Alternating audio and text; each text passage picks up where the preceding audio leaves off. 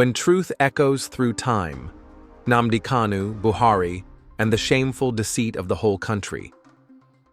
How a nation of over 200 million was toyed with by a handful of cabals, and the voice that warned us all.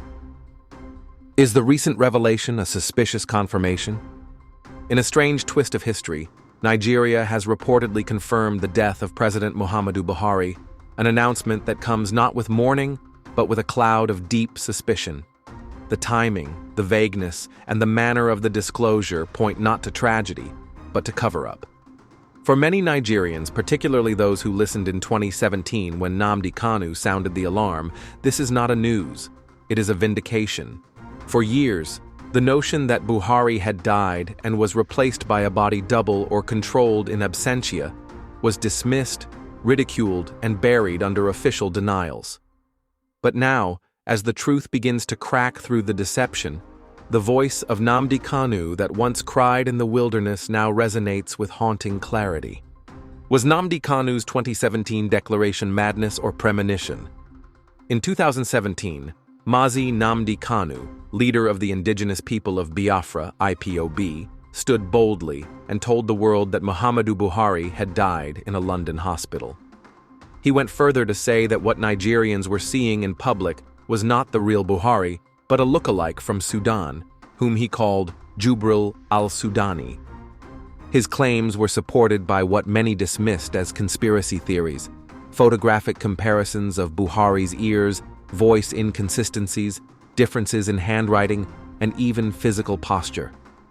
Yet, while his warnings were called outrageous by some, they were never directly or conclusively disproved.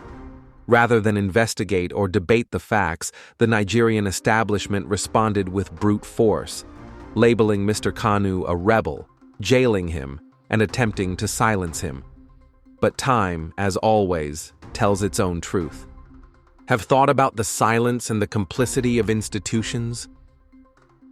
What is perhaps even more shameful than the possible deception is the way Nigeria's political elite, media, and religious bodies acted. Not only did they fail to ask questions, they actively aided the silence. Mainstream media refused to probe the inconsistencies. Political leaders, even in opposition, found comfort in silence. The judiciary, civil society, and international observers ignored clear anomalies in presidential behavior and appearance.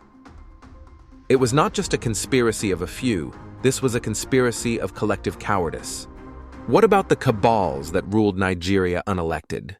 If the present revelation means Buhari truly died in 2017, then the last 6 to 8 years of Nigerian governance were in the hands of an unelected few, a shadowy cabal. Figures like the late Abba Kyari, Maman Daura, and others were long suspected of acting as puppet masters. They actively dictated policies, appointments, and national direction, all while parading a mannequin of legitimacy before the people. This is not just deception, it is treason. It is the ultimate hijacking of a democracy by people who neither stood for election nor swore any oath to the people. Indeed, this is Kanu's prophetic vindication amidst persecution. Yes, because we all were witnesses, while this game of national deceit was unfolding. While Nnamdi Kanu raised alarm, he was hunted, arrested, and tortured for daring to speak a truth no one else would say. He was called a liar, a madman, a threat to national security. But as the layers now peel away, history may record him differently, not merely as a secessionist, but as a whistleblower against one of the greatest political frauds in the world history. His voice, suppressed for years, is now echoing louder than ever in the halls of public conscience. This single incident does not only symbolize betrayal of a country, but also constitutional and moral collapse. The Nigerian people, over 200 million people, have been lied to, deceived, and manipulated for years. If the reports of the alleged second death now surfacing are true, then Nigeria has operated without a legitimate president for over half a decade. This is more than scandal. It is a constitutional crisis. Laws signed, elections conducted, and appointments made under such a deceitful cloud are now morally questionable. Trust in governance has been shredded, and the very idea of Nigeria as a republic governed by law stands exposed as a farce. Where do we go from here? The first step is not denial, it is outrage. Nigerians must awaken to the depth of the insult inflicted on them. The cabals that orchestrated this deception must not be allowed to walk away untouched. Investigations must be launched. Names must be named. Truth must be told. This is also a moment of reckoning for Nigerian institutions, the press, the judiciary, and the opposition. Where were they when one man shouted that the king was naked? Why did they fail the people? And more importantly, what will the people do now? In conclusion, this is a clear case of when truth refuses to die. This is not just about Nnamdi Kanu being right. It is about how shamefully wrong Nigeria's power structures have been. It is about a country that refused to listen to a voice in the wilderness and chose instead the comfort of lies.